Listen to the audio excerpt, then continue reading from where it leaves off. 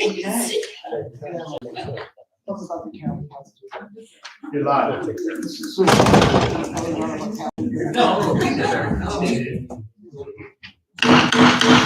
Please rise and for the Pledge of Allegiance and remain standing for the invocation by Reverend Dr. William Wilson of Choose United Methodist Church. I pledge allegiance to the flag of the United States of America and to the republic for which it stands, one nation, under God, indivisible, with liberty and justice for all. Let us pray. Gracious God, we thank you for this night we gather. We pray your blessing upon those who lead us in this community. We thank you for those who serve in various ways. We thank you for their gifts and graces and pray now for your peace and your strength to be with each one as she and he leads us, guides us as a community. And we pray for every citizen of this great township and pray for peace and strength in each and every life. For we commit this all to you in Jesus' name. Amen.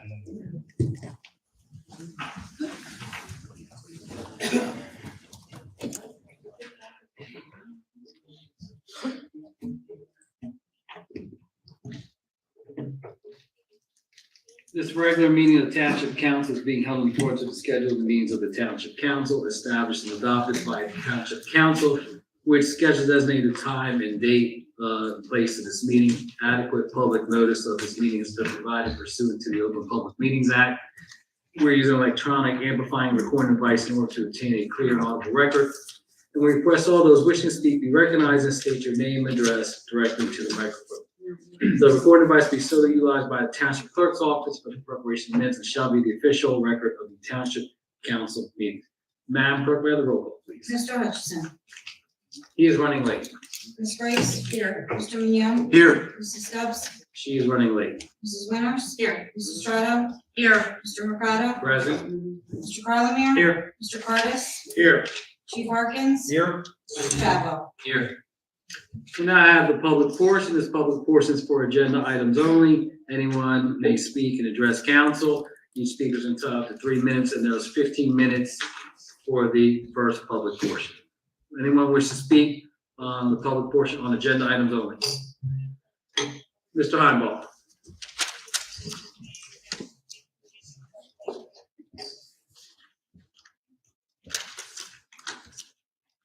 Yes, thank you. Pete Heinball, Morningstar Court. A couple questions from the bill list for tonight's agenda. First, I noticed we're spending in this bill list about $100,000 of capital expenditures. My question is, has Gloucester Township borrowed any of the money from the 2022 authorized borrowing in the bond ordinance, $8.7 million? Have we borrowed any of those funds yet?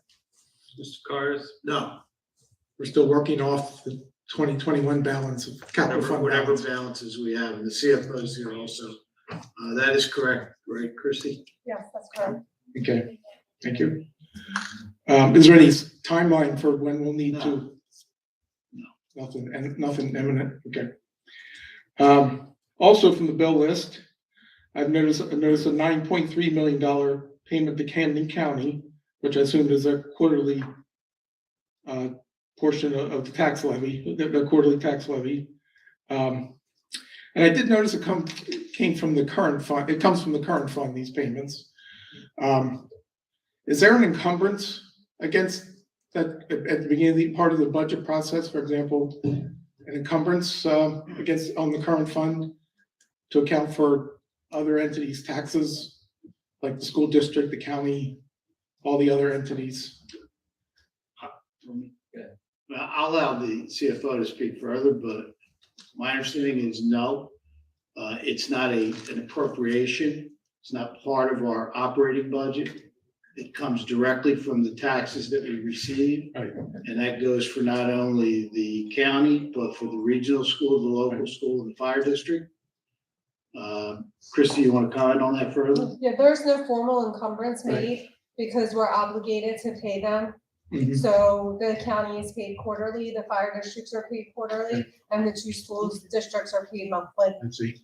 So when Gloucester Township collects all this property tax money, It's deposited into the current fund account General fund. and then it's paid All the tax from, money that's collected through the tax office is deposited into the current fund account.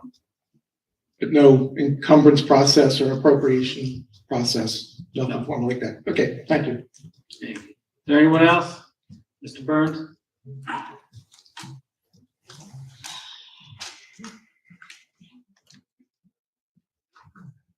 Good evening, council. Brian Burns, 5 Slowood Drive, Ariel. Just 2 quick questions. The language on here was just slightly different than the language that was posted on the website. With regard to the officer, Camden County Technical School, the online just simply said funds were available. Is the school paying for the officer for that period of time, the extended school year? Yes. Okay. And the other question with regard to the open space tax levy, I was curious, the funds that are collected for that, how are they to be allocated? Is it strictly for the purchase of open space, additional open space, or is it used to maintain current open spaces? I'm curious how that money is allocated. Both. Okay, thank you. Okay.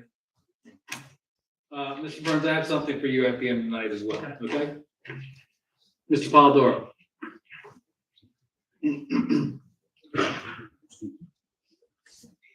Good evening, Council. Ray Polidoro from the Historic Village of Ariel.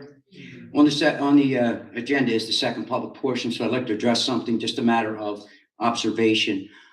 You have always allowed and been very strict with the 5-minute per person, 30-minute time limit. However, when there are folks that run over that time, you're limiting the availability of other people to speak. It allows for 6 people to speak. I ask that you use some judgment in still allowing 6 people to speak in that time limit. With not having a workshop and many of the workshops being canceled at an extremely important time in this township's tax base and what's about to happen again, I think in lieu of not having that workshop, which I'm shocked that you guys wouldn't want to discuss that amongst each other instead of just a 3-person subcommittee, is the 5th tax increase in not that many years. I would think that the workshop, as you've always told me, Mr. Mercado, that's when things get discussed. And you told me I'm missing a lot when I don't come to these. And usually they're boring and you get stuff done. It's housekeeping. But at this time, I don't know, would have been a good time for you all to sit down and talk about the budget so that when the subcommittee presents its findings to you, that all 7 of you have a little bit better knowledge of what this particular budget's about, why it needed to go up again.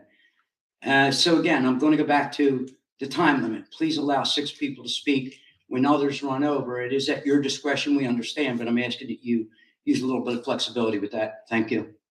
Thank you. Is there anyone else? Seeing none, we'll go to the first public portion. Ordinance, we have a first reading and introduction. There will be a public hearing at the second reading. Ordinance 0-22-05, ordinance amending chapter 81 of the Code of the Township of Gloucester entitled Vehicles and Traffic of the Code of the Township of Gloucester. This ordinance allows to add the movement and in the parking of traffic on municipal property, and it's amended to identify the 2 properties: Main State Center for the Arts parking lot, and it talks about general parking vehicles, trailers, and buses, how they're prohibited except for deliveries, and handicap parking. And the second property is Harmon Park across the street on the Black Horse Pike. I entertain a motion. I'll make the motion. Is there a second on the question? Roll call, please. Mr. Hutchison? Yes. Ms. Grace? Yes. Mr. Vignano? Yes. Mrs. Winters? Yes. Mrs. Strata? Yes. Mr. Mercado? Yes. Next is our consent agenda. Any council member that would like to have any item removed, please speak up. Hearing none, I entertain a motion to accept the consent agenda as presented. I'll make that motion. Thank you, Mr. Hutchinson. Second. Thank you, Mr. Mignone. On the question. Roll call, please. Mr. Hutchison? Yes. Ms. Grace? Yes. Mr. Vignano? Yes. Mrs. Winters? Yes. Mrs. Strata? Yes. Mr. Mercado? Yes. We have 2 GTE Gov access emails. The first is from Mr. Sam Sweet, and we put his Cherry Hill address here. The question for council. The administration introduced the budget for the 2022 year that included an 8.7% municipal tax increase. The increase in coincidentally extremely close. I'm reading this, so there's some grammatical error. I'm just reading it as is. The increase in coincidentally extremely close to the nation's current inflation rate, 8.6%. On this budget, there is a alleged $3.6 million loss of revenue that is being replaced by $3 million of COVID money. Gloucester Township received approximately $6.8 million of COVID money. That leaves $3.8 million still not being used. With this unprecedented inflation rate, would council and the subcommittee headed by Dan Hutchinson, now Mr. Hutchinson's part of the committee, consider using all of the COVID money to offset this inflationary increase? Council has a unique opportunity to use all of the money to offset this inflation, the same inflation that is also affecting GT residents. If this is not being considered, why not? Mr. Cardis, well, first, let me address Mr. Hutchinson. Mr. Hutchinson's part of the committee. There are three individuals at subcommittee: Ms. Grace, Mrs. Winters, and Mr. Hutchinson. Mr. Cardis, you want to address the money we received from the federal government and the use of that? Yeah, I'll give you my observations on Mr. Sweet's eGov question, and no surprise, I do not agree with Mr. Sweet's proposition that we should be using all that money. First off, we did not receive the second allotment of the American Rescue Plan money. That would be $33.4 million. I believe that to do what Mr. Sweet is asking us to do would not be fiscally responsible.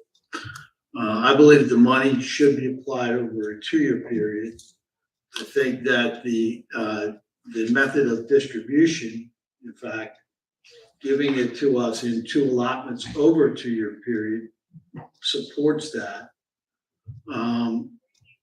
My concern is that I don't know what's going to happen. I don't think anybody here does, quite frankly, with regard to the future and what's going on with the COVID situation.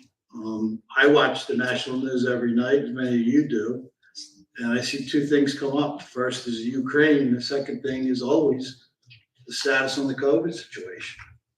And it just seems like things are constantly changing, that there are new variants we're dealing with. So I'm not confident that we will remain as we are and continue to move forward and flourish. I don't know what's going to happen. And if something does happen, as it did in the past, that certainly could affect us in terms of our revenue. And I'm not willing to take that chance, to be honest with you. I would recommend that you be cautious with this money so that we have adequate revenues, next year and the year after that. If we come up short next year in revenues and we are in a situation where we're forced to deplete the surplus, the fund balance, that would be, to me, in my view, that would be catastrophic, because that would send a message to Wall Street that there's something wrong here. And what could happen when we go to borrow money is we have to get a rating every time we permanently finance. When you go to get that rating, there's a good chance you may have a drop in your bond rating. So I don't agree with what Mr. Sweet is proposing, and that's my position. Okay, thank you. Next one is from Brian Burns, 5 Salwood Drive, Ariel. For several weeks, I've been trying to determine if the information I submitted to Council President Mr. McConnell regarding future development of noted residential properties was accurate. This data was emailed 3 times and submitted in person at the council meeting held on April 25th. The data suggests that there will be 3,364 units constructed in the near future.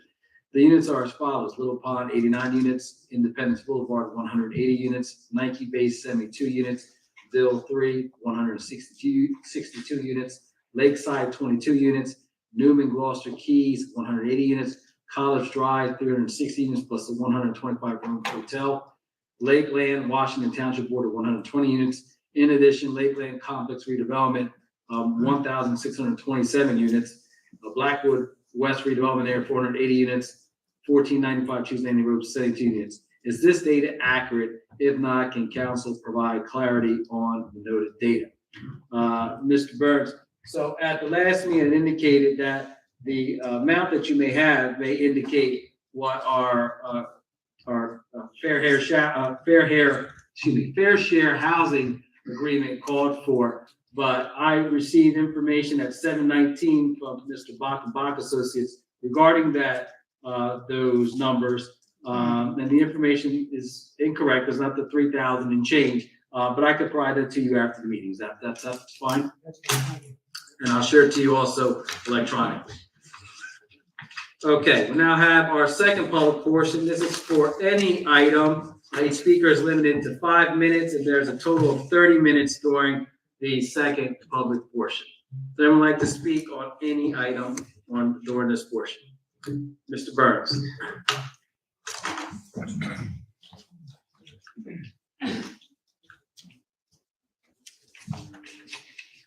Good evening again, Council, Mr. Burns, 5 Slowwood Drive Ariel. I had two things. Thanks, Dan. One thing was I had a crazy idea with regard to the budget. I'm not into local government. I'm a lot more than I used to be when I had kids and raising kids, and now that I'm retired, I'm learning some things.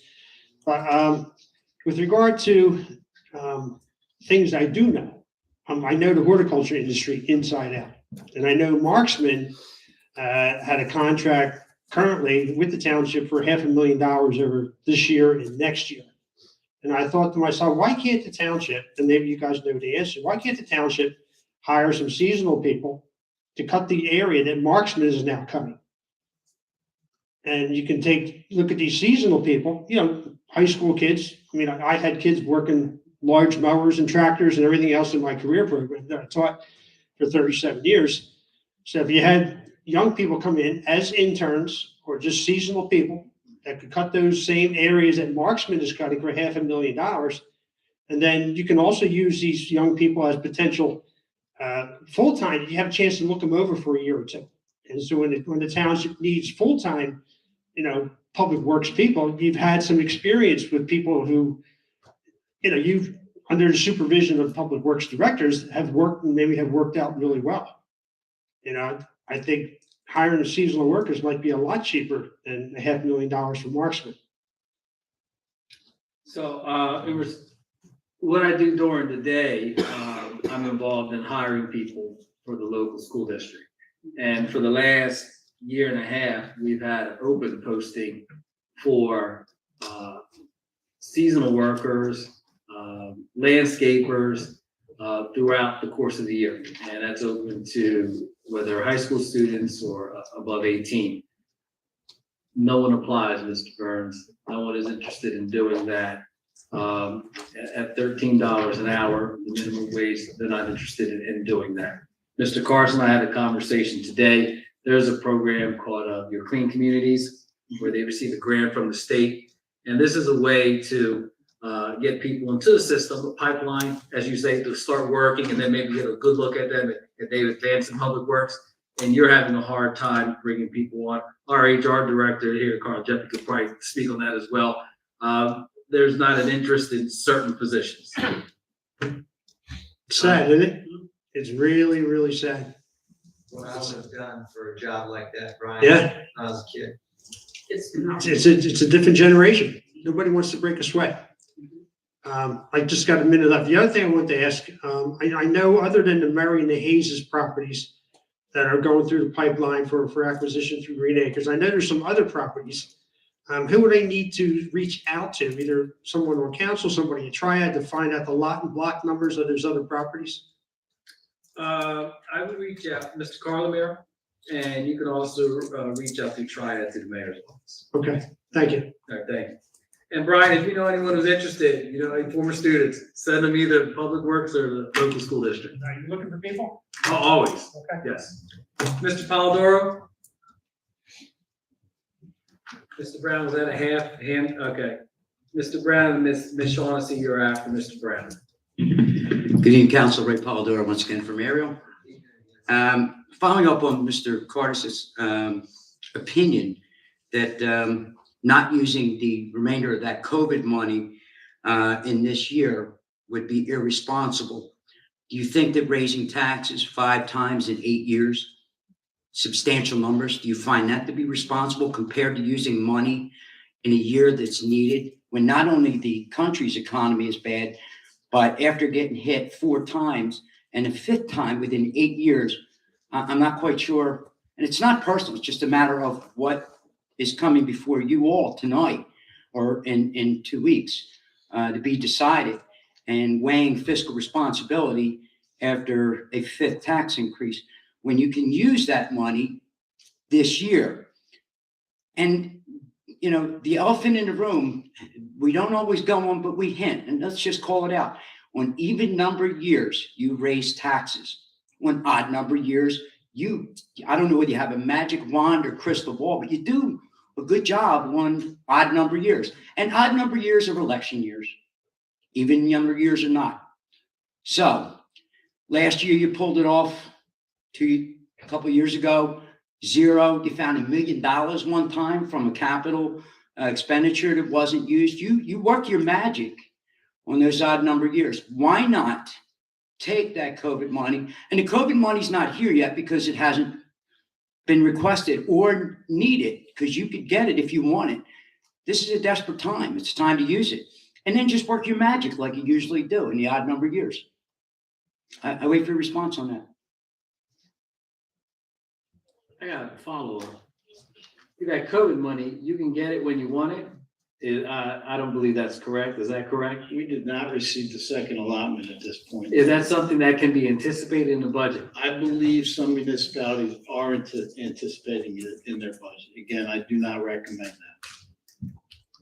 And I do not know what's going to happen next year, as I stated before. I think I was pretty clear in stating that. But As far as walking down memory alley and you saying that we raise taxes every year in the last 5 years. No. I don't know that's the case. No, the case is, and it's easy math. Even an accountant can do it. 5 times. Well, I will tell you 8 years. I will tell you Even this. numbered years, 14 to 22. It works that way. I will tell you this, if you look, and you can look on the internet, anybody can look it up, pull up to 22 and to 21 abstractive ratables for Camden County, and look to see where Gloucester Township is in terms of their local levy, our 28%, and the overall levy. And you'll see we were the 17th lowest in 21 in terms of 37 municipalities. This is before Pine Valley decided to combine with Pine Hill. And in 22, we're listed as the 19th lowest. And you can check that. Just check the internet. But I'm not impressed. You know, California's the worst. California's the worst state in the union. We're the second worst. So we're amongst getting high up in the second worst state in the country. Just because the law and the state and the statutes allow you to do, you know, Mr. Cardis, It is a challenge, right, with the state. But Mr. Cardis, how come on even number of years you're required to raise taxes an average of 9%? And why is it that in odd number years, it's a 0 increase? Why are you able to do your job so well on odd number years? And in even number years, we're getting whacked, an average of 9%. And you're calling not using COVID money fiscally responsible. Really? Yeah, really. Wow. I have to ask this because, I mean, Absolutely. outside of this place, you and I have a great deal of respect for one another. I just would like to know, are you an accountant, or have you ever received schooling in accounting? In accounting, yes. Okay, and you hold a degree in accounting? I do not have a degree in accounting. I don't have a CPA either, like Sam Sweet does. Okay, I wasn't talking about Sam. I was talking about a part of the Well, mayor sometimes administration. you do, though. Sometimes you do. I don't really feel the need to bring up Mr. Sweet when he's not here. What is my accounting I background? My wanted to opinion know regarding- why you're mad. How do you know next year there's a 0 tax increase? Because you're so good at it in odd number years. So now you predict the future. You always do. Well, you are. I'm just stating I'm facts. telling you, I'm concerned about the future. Did you hear me say that? Well, how about the present? Are you concerned I'm about the concerned present? about the present and the future. All right, thank you, Mr. Pellegrini. You got it. Mr. Brown?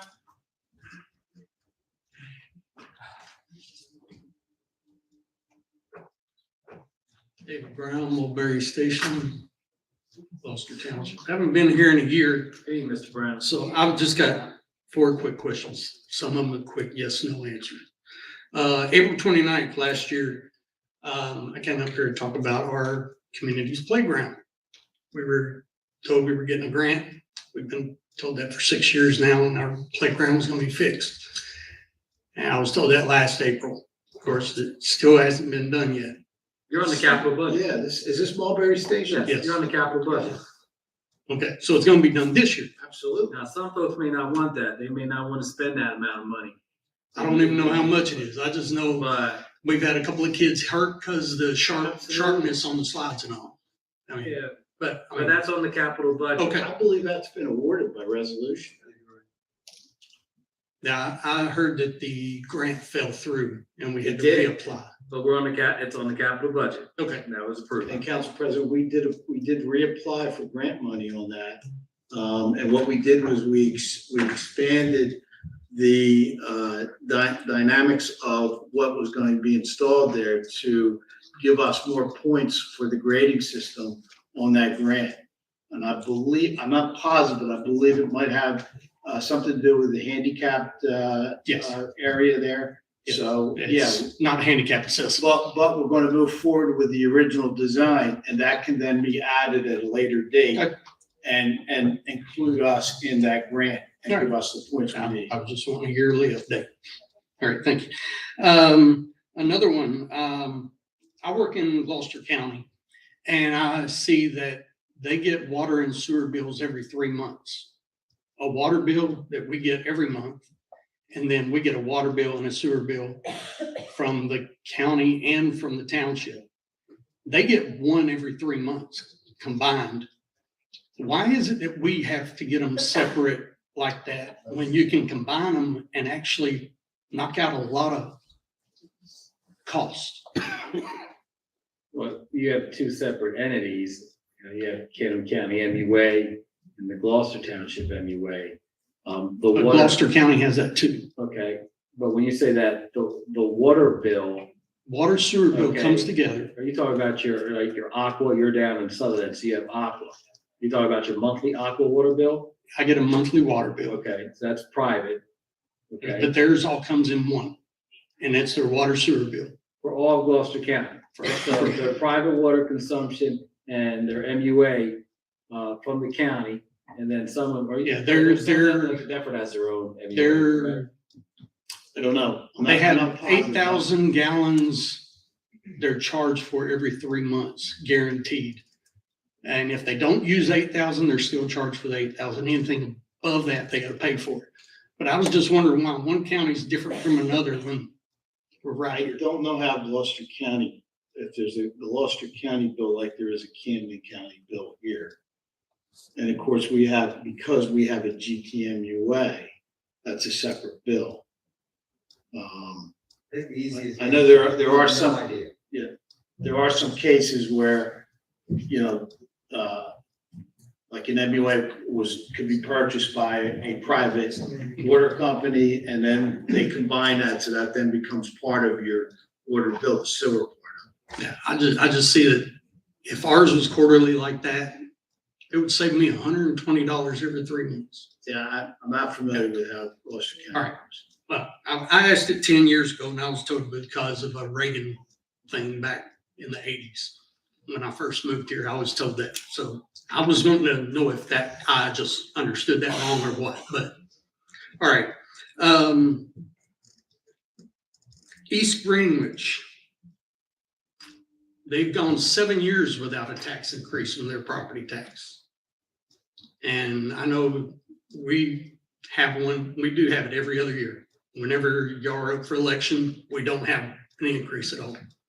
It's been like that since I moved here. And I just want to understand why. I mean, I know you've answered Ray and all them. I'm just a common person. I'm normal. I see it every other year. What we could do is we could not use any of the 3.4 million. Oh, I'm not worried about the COVID. we could not use that money this year. And we could put it all into next year's budget. Could do that. But y'all probably gonna do that when you get the next portion. That's not anyway. what I wanted to do. And I sat up here and I said, I want to use half of it in this budget and half in the following budget. And I put that out there. I didn't want to see anything that wasn't going to use half the money in this budget. But if we're to believe what you and Mr. Polidoro have suggested. I haven't suggested anything. I'm just wouldn't we asking a then question. just use it all next year? I haven't suggested anything. I was just asking a question because it is every other year when it's not an election. Well, last year I can talk about because that's fresh in my recollection. We canceled what, over 3 million? in- 3 million in capital. And that basically became revenue that we could use. It's when you cancel debt, you take it in as a revenue line item and the state views that as offsetting debt in the following year. And you explained to us before that the state actually recommended we do that because of the tough times that each of the The verbiage that they used in the local finance notice was they strongly recommended, quote unquote. So sometimes what happens is you do what you gotta do, you find what you gotta find. Last year, we got lucky with that. Yeah. I was just, I mean, Dan, I grew- don't know what I- East Greenwich is like. yeah, I just grew up in politics and with my dad and my uncle and everything. But yeah, I just wondered if maybe in contact with other communities and see how they're doing it. And maybe we could look at seeing something that they're doing that maybe we could do. But that's my only thought. All right. Thank you, Mr. Brown. Thank you. Ms. Smithman?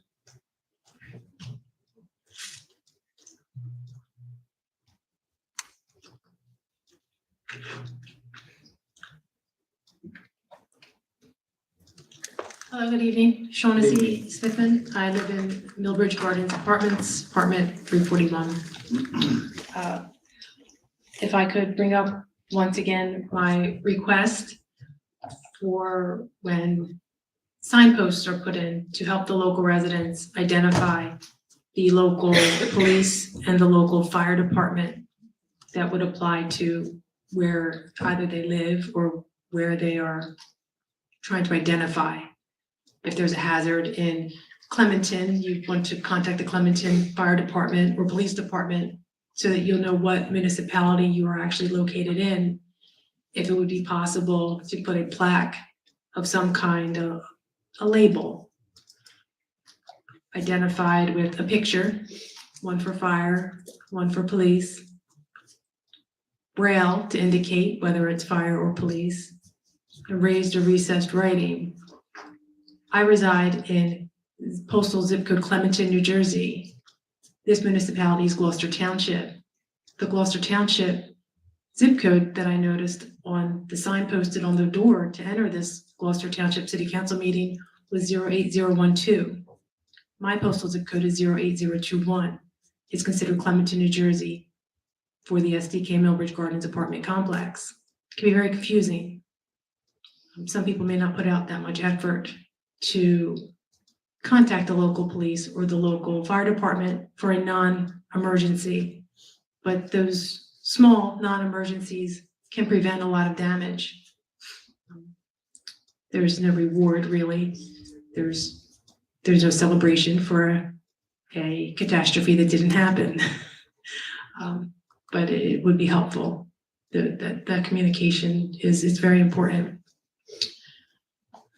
And also, if I could, I went before this meeting to the police department section. Would that be what that's considered? Where you can speak to the local police for Gloucester Township, just to ask if there was a payphone located within this municipal complex here, either at the Veterans Park, in this municipal section, or in the police section. They said that there were previously 2 payphones, but there is no longer a payphone located in Gloucester Township in this area here. So a resident that would be looking for the use of a phone, a telephone of some kind, such as a payphone, rather than wandering through Gloucester Township to local businesses where they used to be located. And if there is one located, one that actually works, if they did find this municipality building, there is no longer a payphone available for them. There is also no cellular phone for public use for Gloucester Township residents either. I did ask that also. If you are incarcerated though or under arrest, they do allow you a phone call. So you'd have more access to a phone if you commit a crime. Now, I only bring that up because my residential landline service was turned off. It's just temporarily suspended. My cellular phone is not a smartphone. Let's see. It's not smart. My son said it's technically smart, but AT&T does not agree, and it no longer has service available. It's still my phone. The technology is just not upgraded enough for me to be able to make phone calls or text messages. So I check my phone using my residential landline service, which has now been turned off. I now have no communication other than my United States Postal Service assigned mail slot for my apartment building, which still has 2 separate ways to write the address. 1341 Blackwood Clementon Road, apartment 341, Clementon, New Jersey, 08021. Also written as my apartment number, followed by Millbridge Road, even though I live on Millbrook Court. So it can be written also 341 Millbridge Road, Clementon, New Jersey, 08021. But I am to attend the Gloucester Township City Council meeting, which is the postal zip code of 08012. It can be extremely confusing since the Department of Motor Vehicles only recognizes one of those addresses. And local GPS does not recognize both of those addresses for someone to find my apartment. I appear to be falling in a crack of Gloucester Township, even though I've been in southern New Jersey since 1977. If it's at all possible, with the 8 seconds I have left, would you consider using any funds to pay for a pay phone to be made available somewhere on this complex? Thank you. Thank you.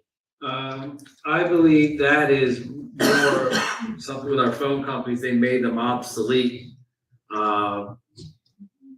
Phones. Let me address. You're saying pay phones are made obsolete? Excuse me. Pay phones. They have taken them out, and you're hard pressed to find them. Pay phones. So I'm not sure that's something that phone company would like to revisit. Second, in your questions regarding your address, that when you came here over a year ago in the summer, or 2 years ago, that is a federal issue with the United States Postal Service. We discussed this. And lastly, the signage, when you asked to provide numbers or braille or signage for how to contact the police or fire, again, if you do not know the number, you can call 911 and the dispatcher, Ms. Smithman, will forward you to Call the 911 from where? non-emergency, to the non-emergency number. So those are my responses. To call 911 from where?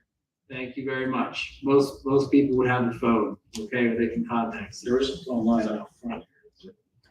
No, there's. Thank you very much, Ms. Coyne.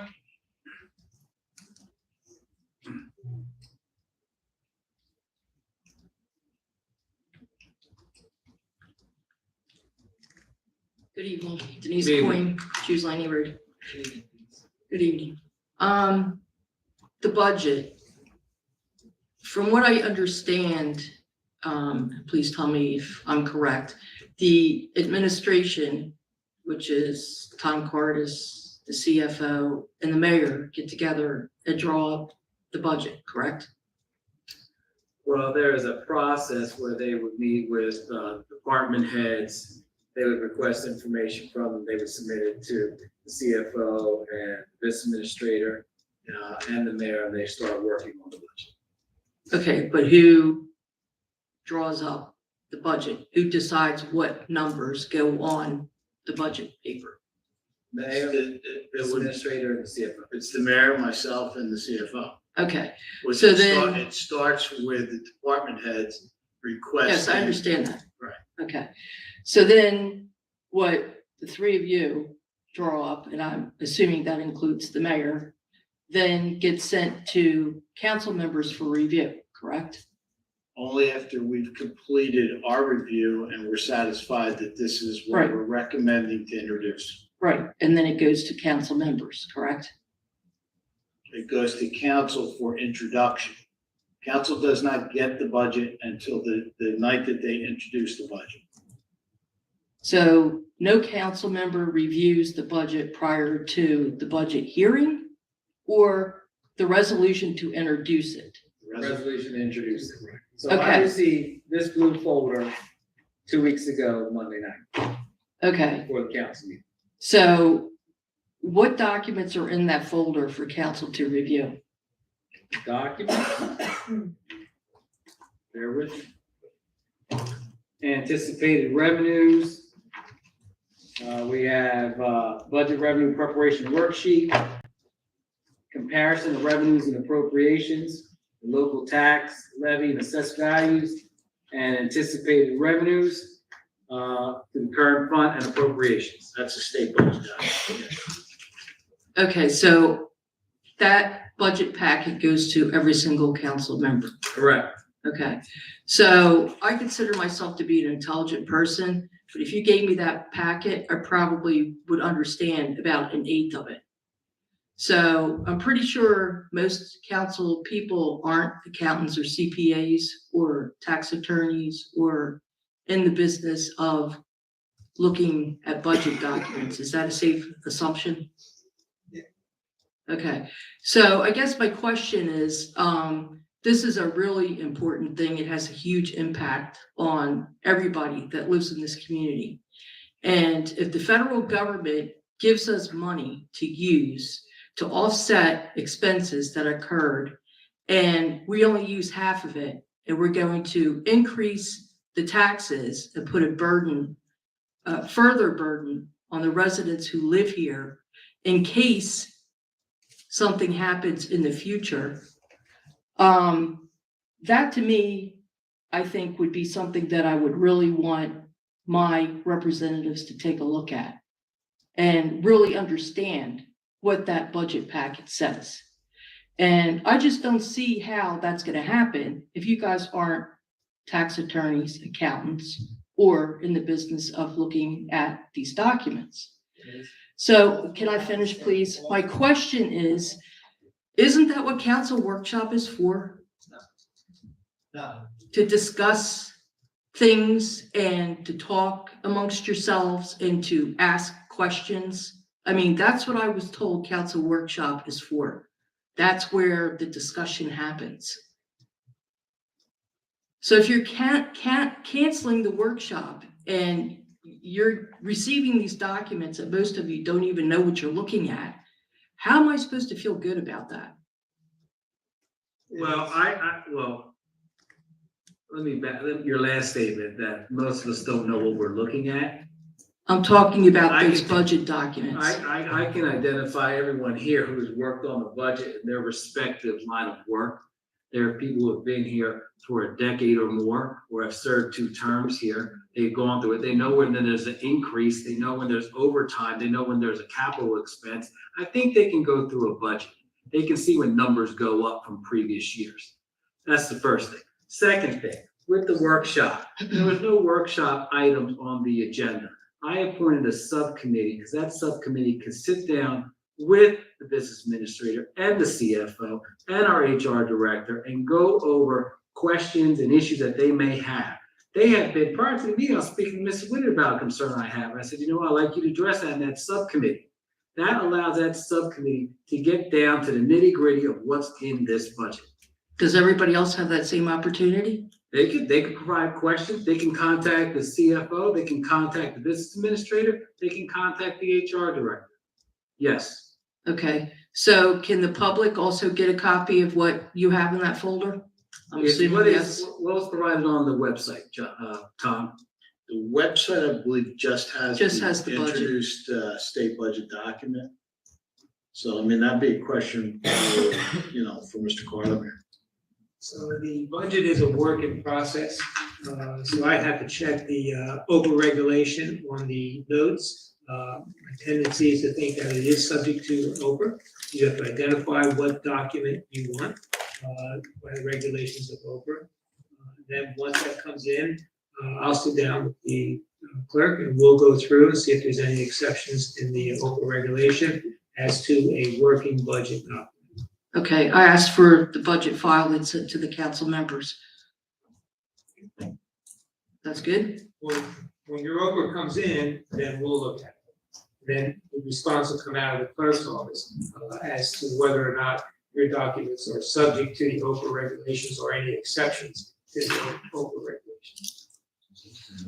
Okay, thank you. Thank you very much. That concludes the second public portion.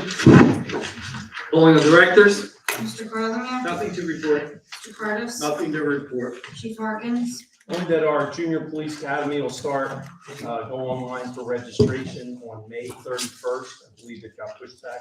Put some rec center programs. Last time I think I reported they began May 24th. So the end of this month will be open on the Gloucester Township website. Mr. Jablon, nothing to report. Mr. Hutchison, Thank you very much for coming. Ms. Grace, have a great night.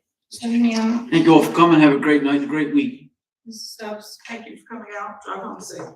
Mrs. Winters, I just want to comment on the hockey tournament that happened.